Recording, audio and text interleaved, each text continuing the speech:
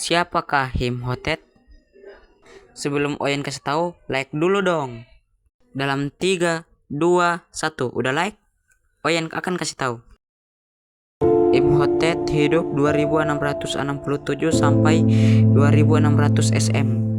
Orang pertama yang tercatat sebagai jenius serba bisa.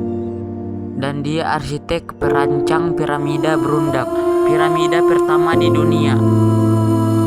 Selain itu, dia tahu cara mengobati orang-orang terluka tanpa menggunakan sihir.